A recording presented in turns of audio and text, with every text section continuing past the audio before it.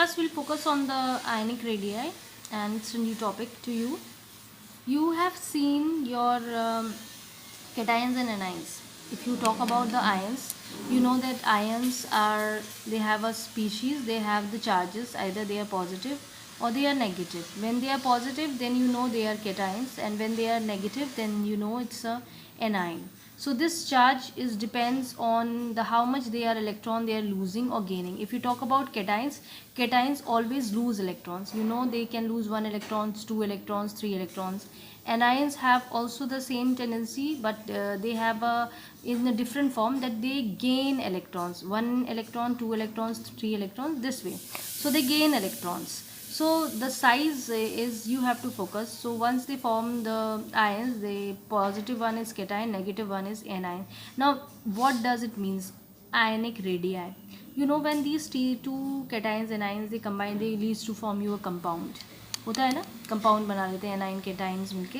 तो basically what happen कि if you focus about your ionic radius, then definitely the cation have the different radius, anion have the different radius. Suppose एक compound में, जैसे suppose करो हमने NaCl ही लिया, तो Na is positive, Cl is negative. तो this way they will form their compounds, और ये आयनिक फॉर्म में आ जाएंगे. तो फिर इस तरह से अब तुम्हें कैटाइन की अगर डिस्टेंस मेजर करनी है, एनाइन की डिस्टेंस आयनिक रेडियाई मेजर करनी है, तो कहाँ तक देखोगे?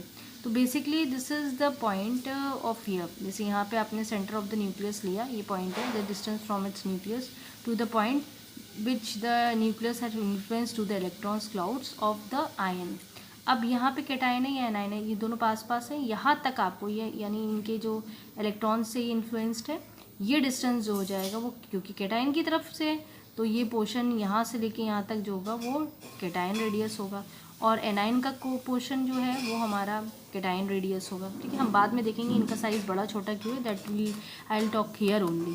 Radius of cation and anion में ही I will show you, but you have to understand कि what is the radius of the cation and what is the radius of the anion हो गया. एंड वो आपने यहाँ डिस्टेंस अपना देख लिया. तो यहाँ पे मैंने I have written the definition of the ionic radius. तो this definition you have to focus. Now that is the point. Now we see radius of cation को individually and radius of anions in individual form. Suppose I am taking one atom which is capable of forming a cation. You know that potassium always lose 1 electrons and give you K plus, right? If you see the electronic configuration, 1s2, 2s2, 2p6, 3s2, 3p6, and it is 4s1. When it loses the electron, now this particular cation will form the electronic configuration in this manner. One of the electron will be removed, वो चला जाएगा, है ना.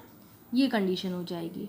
अब अगर आप ये देखते हो, ये इसका एटॉमिक, यहाँ पे जो आप रेडियस निकालोगे इसका, सपोज करो आप जो भी निकाल रहे हो, ये आपका एटॉमिक रेडियस निकलेगा इस तरफ, और इस तरफ आप जो भी रेडियस निकालोगे वो आपका क्या निकलेगा, आयनिक रेडियस.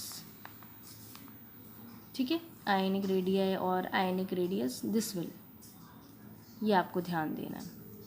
ठीक है, तो this is the radius of cation. अब point is that just see what is happening. Radius, अब देखो पेरेंट जो है, सपोज करो अब हम एक अपना वैसा डायग्राम बनाते हैं एटम का, जो हम लोग बचपन में बनाते थे. I am making both the diagrams. Now we see that this is your atom. ठीक है, एटॉमिक एटम है पोटेशियम का, और ये आयन का है आपका structure. Now just see it is KLMN. यहाँ पे आपको जो था वो इलेक्ट्रॉनिक कॉन्फिगरेशन देखा जाए 2881 था, और यहाँ पे आपका 2888. Now what do you think, whose size is bigger? I think parent atom size is bigger. यहाँ पे इसको बोला जाता है एज अ पेरेंट एटम, कि इसी से आयन निकला है, तो ये parent atom size is bigger and cation is small. अगर इन दोनों में कंपेरिजन करें तो किसका साइज स्मॉल है, कैटाइन्स का. तो कैटाइन्स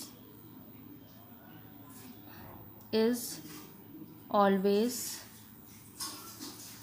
smaller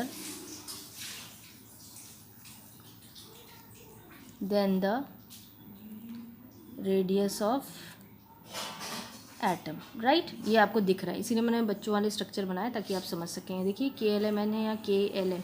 N तो गायब हो गया ना, एक इलेक्ट्रॉन था, that is been remove because its lose the electron. तो आयनिक रेडियस जो होगा वो कैटाइन का कम होगा कंपैरिजन टू एटॉमिक रेडियस से. ठीक है, are you getting my point? Now let's compare it with the radius of Ni.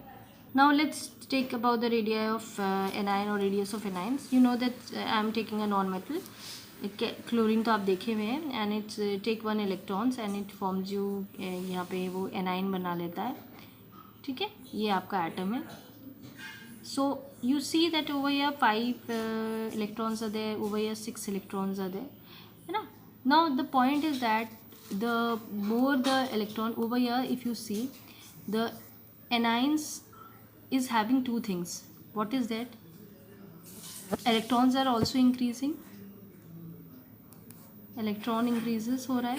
यहाँ पे आपके 17 थे और over here this is 17 and over here its electron increases and 18 but the nuclear charge is same. proton is not changing.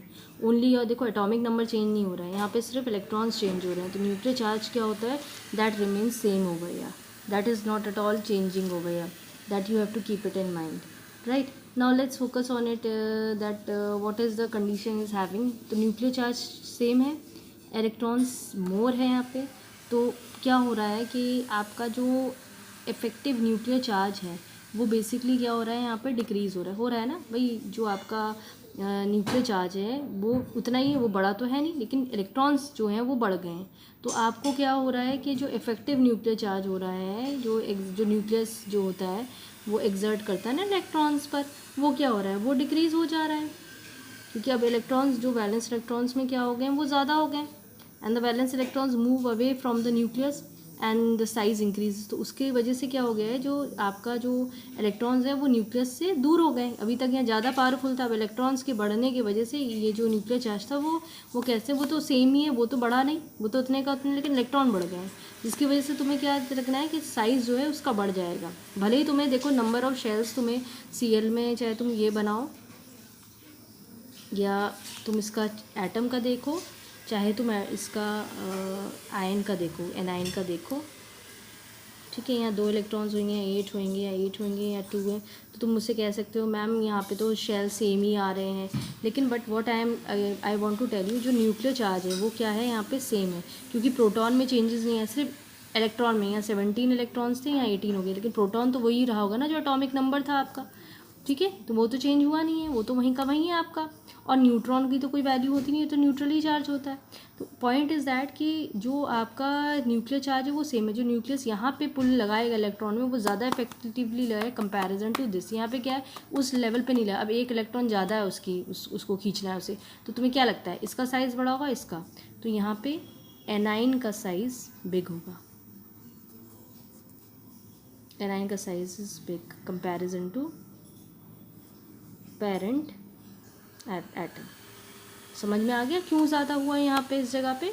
क्योंकि आपका nuclear charge जो रहा वो सेम रहा, वो बढ़ा नहीं, जिसकी वजह से जो इलेक्ट्रॉन्स वैलेंस शेल में आए भी तो उस पर वो एग्जर्ट इतना इलेक्ट्रॉन वो पुल न्यूक्लियस नहीं लगा पाएगा कंपैरिजन टू जो यहाँ लगा रहा है.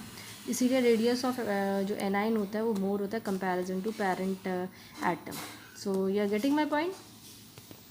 Now you have to see this ionic radius group में it's increases because the number of shells are increases. periods में ये decrease करता है. ठीक है, तो ये थोड़ा सा ध्यान रखने वाली बातें हैं which you have to focus. Now we'll see about one more thing. Isoelectronic ions, ये क्या होते हैं? The ions which have the of different elements and they show same number of electrons. जैसे कि हम कोई example लें, हमारे पास different elements होंगे, लेकिन अगर आप उनको कंपेयर करेंगे तो उसमें क्या चीज़ सेम होनी चाहिए, उनके इलेक्ट्रॉन्स सेम होने चाहिए. अब बहुत ध्यान से देखो, ये आयन्स हैं डिफरेंट एलिमेंट्स के. इसमें अगर वैसे आप इसका एटॉमिक नंबर को आपको यहाँ देखना नहीं, आपको इलेक्ट्रॉन्स को, फिर भी अगर आप कोशिश करिए एटॉमिक नंबर अगर इनका देखना मांगे, आपका दिल कर रहा है, तो 7 है या 8 है, 9 है, 11 है, 12 है, 13 है. ठीक है, अब इलेक्ट्रॉन्स का टर्म देखो, यहाँ पे इसने 3 इलेक्ट्रॉन्स लिए हैं, तो 3 + 7 + 3 कितना हो जाएगा, 10 इलेक्ट्रॉन्स हैं. यहाँ पे भी 8 है, 2 लिए हैं इसने, 10 इलेक्ट्रॉन्स. 9 है, 1 लिया है, 10 इलेक्ट्रॉन्स. ये 11 था, 1 दिया है, 10 इलेक्ट्रॉन्स. यहाँ +2 है तो 10 इलेक्ट्रॉन्स. 13 था, 3 दिए हैं, 10 electrons. Every time what you are getting, your electrons are same, right. तो ये स्पीशीज़ जो हैं ये कैसी आपकी हैं, आइसो इलेक्ट्रॉनिक स्पीशीज़ होती हैं. अगर आपको कोई भी टीचर आप दे दे, कुछ भी दे दे, जैसे नियॉन दे दिया, ऑक्सीजन दे दिया आपको, या आपको Cl माइनस ले लिया, तो भाई टीचर आपसे पूछेगी भाई इसमें कौन सा ऐसा है क्या जो आइसो इलेक्ट्रिक स्पीशीज़ में आ रहा है, तो इसमें देखो ये 10 इलेक्ट्रॉन है, ठीक है।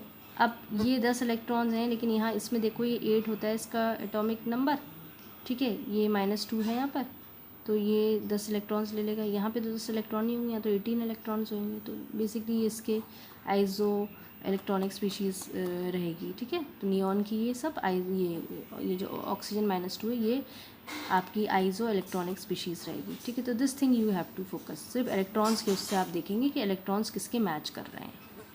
अब आपसे यहाँ पूछ सकते हैं कुछ क्वेश्चंस के, बताइए कि इन विच इज़ हैवनिंग मोर साइज और वो साइज इज़ मोर। तो भाई ये एटम है और ये एक एनाइन है, ठीक है, और दोनों सेम ही है, पेरेंट एटम है, तो किसका ज़्यादा होगा आपको खुद पता है कि एनाइन का साइज़ जो है वो ज़्यादा होगा। तो ये छोटे छोटे क्वेश्चन हैं which you have to focus, that comes in the examinations, right.